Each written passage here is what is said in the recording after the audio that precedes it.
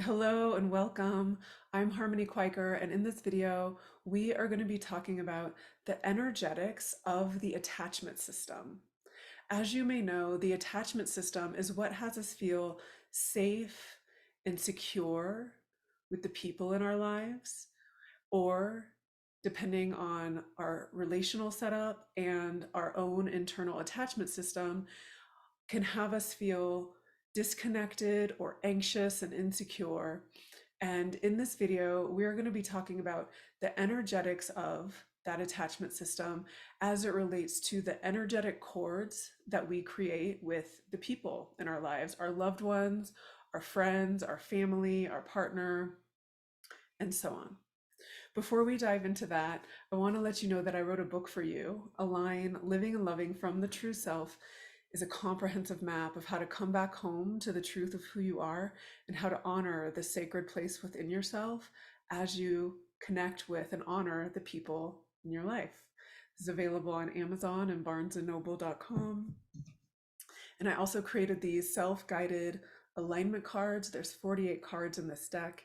Each card has a wisdom teaching and a sentence stem to support you in living and loving from your true self. And these are great in your own contemplative practice for cultivating your own self-awareness, and also in your work with clients, group counseling, parties, friends, intimate partnership, if the people in your life like to dive deep. Okay, so let's dive in now.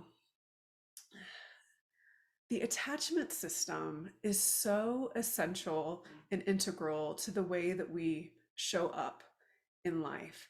And the attachment system is seated in our vagus nerve, which houses our social engagement system as it relates to our nervous system regulation. And so when our nervous system feels regulated and we're available for ourself and we can hold ourselves in our experience and co-regulate with the people in our lives and have reciprocal relationships that feel secure, where we're in one another's care. And if somebody's not available for us, we can be available for ourselves. That's the essence of a secure attachment style. And when we have the security with ourselves and we really have that in real time with the people in our lives, or at least a person in our lives, with the person that we feel that security with, that we know that they're there when we reach out, and we know that we're going to be okay if they aren't there, and that we generally have a positive view of relationship, of ourselves, and of other people. Energetically, between us and that person, we have a healthy attachment cord that's mutually beneficial, that the relationship honors both of us as sovereign beings. And energetically, even when we're apart, we can still feel the health and the beauty of that connection. And in those attachment cords, the expression of our energy is always in service of love and of goodness, extending positive regard. If we need something or want something, we ask for it. And internally, there's an expression of health that's emerging from our system and receiving from the other person's system. It's reciprocal. And this can happen energetically without words when we are not even in the same place with the other person. The energy can transmute through space and time, and we can feel the love and the security of that relationship. When we have an attachment wound that is guiding the way that we are showing up for a relationship, we can energetically start to throw or utilize dark attachment cords. When we don't know how to ask for what we want, when we don't know how to be available for our experience, when we don't extend curiosity and positive regard to the other person, or we don't feel safe with them, we have our energetic cords, our attachment cords that are, I'm going to stand up to show you, they're right here on either side of the solar plexus near the belly button, near the umbilical cord. We start throwing dark cords to try to get our needs met, which means we might energetically try to hook somebody or put some energetic feelers out to see how the other person is doing so that we can adjust our behavior for them because we don't feel safe and secure with them, or we're angry and we don't know how to be available for our anger and speak on behalf of our true self, and so we throw a dark energetic dagger and try to unconsciously try to hurt that person, um, instead of actually be available for ourselves and create a secure relationship and connection.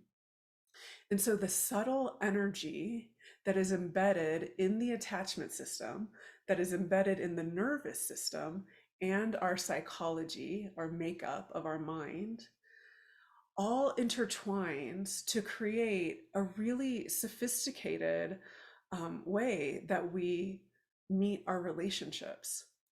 And so it's not only important to understand, for one, our attachment system, two, our psychology, the narratives that we're making up about ourselves and the other person, and how identified we are with those thoughts. Do we believe these stories that we're making up about ourselves and the other person?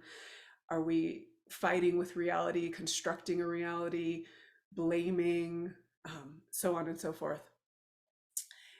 Being curious about our narratives and our psychology is so important.